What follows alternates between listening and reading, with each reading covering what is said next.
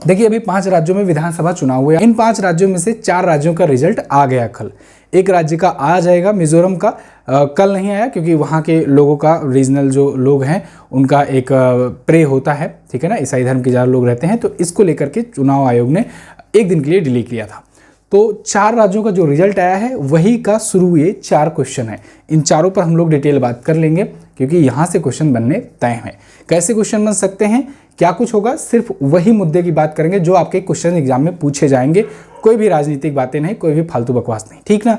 चलिए तो पहला, सबसे पहले मध्य प्रदेश की बात करते हैं। हाल ही में हुए मध्य प्रदेश विधानसभा चुनाव में किस पार्टी ने जीत दर्ज की? तो देखो मध्य प्रदेश में 18 सालों से शिवराज सिंह चौहान जी मुख्यमंत्री हैं, मामा जी नहीं कहते हैं, बीजेपी पार्टी से हैं और एक बार फिर से बीजेपी पार्टी ही यहाँ पर सबसे बड़ी पार्टी बनकर के उभरी है, यानी कि भारतीय जनता पार्टी जो है इसकी जीत हुई है। ये जीत का आंकड़ा क्या रहा है, तो यहाँ पर आप देख पाओगे टोटल विधानसभा में सीटें हैं 230। देखो ये विधानसभा का इलेक्शन था।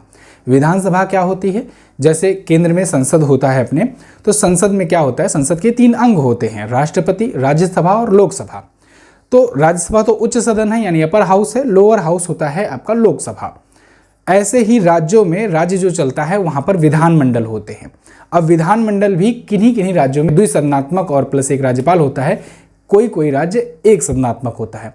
ऐसे केवल 6 राज्य हैं जो द्विसदनात्मक हैं, जिसका मैंने ट्रिक भी बताया हुआ है, कुम्बाट, KUMBAT अगर आप लिखोगे तो आप डिकोड करोगे तो 6 ऐसे राज्य हैं जहां पर विधानसभा के साथ साथ विधान परिषद भी है। यानी विधानसभा जो है, विधानमंडल में विधानसभा लोअर हाउस होती है और विधान परिषद उसकी अपर हाउस होती है, और तीसरा जो होता है वो होता है राज्यपाल, ठीक है ना। कुम्बाट को अगर डिकोड करोगे तो यहाँ से कर्नाटक ले लो, U से उत्तर प्रदेश, M से महाराष्ट्र होता है, इसे मध्य प्रदेश मत समझ लेना, M फॉर महाराष्ट्र याद करना, B से बिहार, A फॉर आंध्र प्रदेश, और आंध्र प्रदेश से ही अलग हुआ था तेलंगाना, तो उसको भी दे दिया गया। तो आंध्र प्रदेश, तेलंगाना, बिहार, महाराष्ट्र, उत्तर प्रदेश और कर्नाटक, ये 6 राज्य ऐसे हैं जहां पर जो द्विसदनात्मक हैं और जहां पर विधान परिषद भी है, ठीक है ना। तो ये हमेशा पूछ ही लिया जाता है और पता नहीं क्यों इतना सिंपल सा क्वेश्चन लोग गलत करके आ जाते हैं। इसको याद रखना, ये राज्य द्विसदनात्मक है। तो मध्य प्रदेश द्विसदनात्मक नहीं है, एक ही सदनात्मक है। 230 सीटें यहाँ पर विधानसभा में हैं, जिनमें से बहुमत के लिए कितना चाहिए होता है। देखो जब भी कहीं बहुमत की बात आती है तो वहाँ पर आप क्या करना, 50% + 1 कर देना, कि आधा से 1 सीट ज़्यादा हो तो वही होता है बहुमत। यानी यहाँ पर बहुमत के लिए चाहिए कितना, 116, क्योंकि 115 होता है इसका आधा, 116 जो पा जाएगा वो पार्टी बहुमत में होगी, ठीक है। जब सरकार बहुमत में होती है तो वो एक ही पार्टी जो है वो अपना मतलब कह देती है कि चलो हम ही अपना CM बनाएंगे, कोई दिक्कत नहीं, किसी दल से कोई हमें गठबंधन करने की जरूरत नहीं है। लेकिन जब कोई स्पष्ट बहुमत नहीं रहता है तब क्या होता है, 2 या 2 से अधिक पार्टियां आपस में गठबंधन करके तब सरकार बनाती हैं, ठीक है जी। तो यहाँ पर बीजेपी को 163 सीटें मिली, मतलब बहुमत के लिए चाहिए था 116, लेकिन मिल गई कितनी, 163, यानी बल्ले बल्ले। तो ये सरकार बनाएंगे। यहाँ पर वोट परसेंट है जिसका कोई मतलब नहीं है, इसको केवल UPSC वाले ध्यान देंगे। 66 सीटें जो हैं ये कांग्रेस यानी कि इंडियन नेशनल कांग्रेस, यहाँ पर देखो तो इसको मिली है 66 सीटें, ठीक है जी। तो ये रहा मध्य प्रदेश का चुनाव का रिजल्ट। यहाँ पर भी मैंने लिख दिया है, शिवराज सिंह चौहान अभी तक CM थे। अभी आगे कौन CM होगा ये चेहरा जो है क्लियर नहीं किया है बीजेपी ने। जब चेहरा क्लियर हो जाएगा तो मैं आपको बताऊंगा शपथ ग्रहण वाले दिन, ठीक है ना, आगे अपडेट में। फिलहाल के लिए आप यही जानो आपसे क्वेश्चन कहाँ कहाँ से बन सकता है। एक तो पूछेगा मध्य प्रदेश में कुल सीटें कितनी हैं, बेसिक सवाल, मध्य प्रदेश में विधानसभा में कुल सीटें कितनी हैं, जो मैं आपको हर बार के पेज में जो आपका होता है ना राज्यों वाला पेज, वो मैं दिखाता हूँ और उसमें क्लियर कराता हूँ। कितनी सीटें कौन जीता है, विजेता वाला जो है उसको भी दिखाया जाएगा, तो उसमें भी आप बता देना, ठीक है ना। चलिए तो 2 बड़ी पार्टियां जो हैं इनको आप ध्यान रखना। ये तो मध्य प्रदेश की बात हुई। अगला क्वेश्चन राजस्थान से। हाल ही में हुई राजस्थान विधानसभा चुनाव में भारतीय जनता पार्टी ने कुल कितनी सीटें जीती हैं। तो यहाँ पर देखो विधानसभा चुनाव राजस्थान की बात की जा रही है। राजस्थान में भारतीय जनता पार्टी ने जीते हैं टोटल कितने, 115 सीटें। अब यहाँ पर टोटल जो है वो 200 सीटें हैं, ध्यान रखना 200 सीट्स हैं टोटल, लेकिन 199 सीट पर हुआ यहाँ पर इलेक्शन, और इन 199 में बहुमत के लिए कितना चाहिए होगा, 100। मतलब यहाँ पर 200 जब था तब अगर 101 पाते, 101 तब होता बहुमत, लेकिन 199 पर ही क्योंकि हुआ वोटिंग तो 100 सीट जो है ये जो पा जाता वो बहुमत में रहता। बीजेपी पार्टी ने, जो कि भारतीय जनता पार्टी सबसे बड़ी पार्टी बनकर उभरी है, 115 सीटें ये पाई हुई है। 115 सीटें ये पाई, इसका मतलब हुआ ये स्पष्ट बहुमत में है। जो दूसरी सबसे बड़ी पार्टी रही वो रही कांग्रेस, और 69 सीटें उसने हासिल किए हुए हैं, यहाँ पर आप देख सकते हो। वोट परसेंटेज भी आप साथ साथ देखते चलना, जो लोग बड़े एग्जाम की तैयारी कर रहे हैं उनके लिए वोट परसेंटेज भी हो सकता है, वोट शेयर पूछ लिया जाए। अब राजस्थान की बात अगर करें तो 115 सीटें 200 में से ये जीत चुका है। मतलब देखो, मैं कह रहा हूँ यही कि 199 पर चुनाव हुआ था, लेकिन ओवरऑल सीटें यहाँ पर 200 हैं। इंडियन नेशनल कांग्रेस 69 सीटें जीती हैं। अभी तक यहाँ पर सरकार कांग्रेस की थी, तो इस बार सत्ता का परिवर्तन होगा। मुख्यमंत्री अशोक गहलोत हैं। एक और इंटरेस्टिंग फैक्ट है, 1998 से 1998 से ऐसा हो रहा है कि राजस्थान में कोई भी पार्टी रिपीट नहीं हुई है, बार बार चेंजेस होते रहे हैं। ठीक है, एक बार बीजेपी, एक बार कांग्रेस, एक बार बीजेपी, एक बार कांग्रेस। तो अभी कांग्रेस की थी, अब आ गई बीजेपी की गवर्नमेंट यहाँ पर। राजस्थान भारत का सबसे बड़ा राज्य क्षेत्रफल की दृष्टि से। अब आते हैं तीसरे क्वेश्चन पर। हाल ही में हुए छत्तीसगढ़ विधानसभा चुनाव में किस पार्टी ने जीत दर्ज की? तो देखो, छत्तीसगढ़ विधानसभा चुनाव जो हुआ उसका भी रिजल्ट आया, और इस छत्तीसगढ़ के विधानसभा चुनाव में ना यहाँ पर भी सत्ता में परिवर्तन हुआ।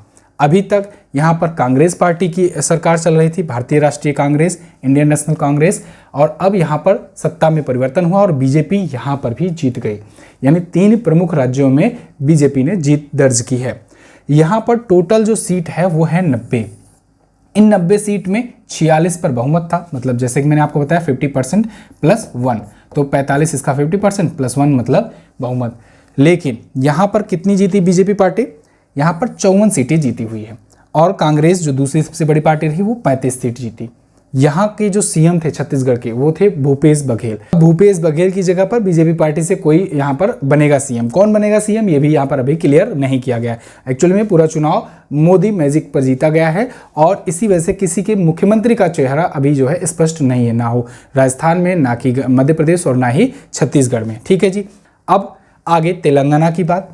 तेलंगाना में विधानसभा चुनाव हुआ। कांग्रेस पार्टी यहाँ पर सबसे बड़ी पार्टी बनकर के उभरी, और कांग्रेस पार्टी ने यहाँ पर टोटल जीते हैं 64 सीट्स। 64 सीट ये जीते हैं 119 में से। 119 टोटल सीट है यहाँ पर विधानसभा की। 60 चाहिए होता है यहाँ पर जीतने के लिए, बहुमत के लिए। 64 सीट यहाँ पर कांग्रेस पाई है, और 39 सीटें बीआरएस पार्टी जीती है।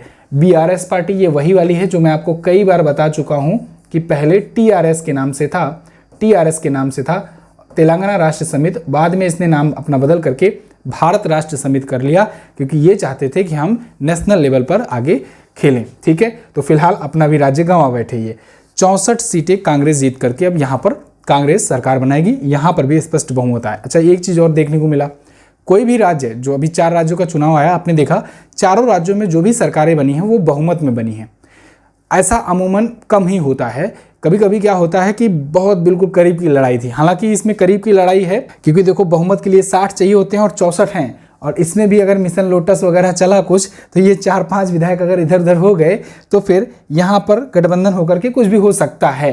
मतलब क्या होता है ना, जब बहुत ज़्यादा मार्जिन रहता है तो एकदम निश्चिंत होकर के होते हैं। लेकिन कभी कभी आप देखते ही हो कि खरीदे बेचे जाते हैं, विधायकों का खरीद फरोख्त भी बहुत होता है भारतीय राजनीति में, आम बात है। क्लियर है। इंटरेस्टिंग बात ये रही, यहाँ पर जो रीजनल पार्टीज हैं, चाहे वो बीआरएस हो, बीआरएस यहाँ पर 10 साल से सत्ता में है। जब से तेलंगाना अलग हुआ 2 जून 2014 से, आंध्र प्रदेश से जब से अलग हुआ तब से यही सीएम है, 2 बार से जीत रहे हैं, लेकिन फिर भी ये 39 सीटें ही पाए हुए हैं।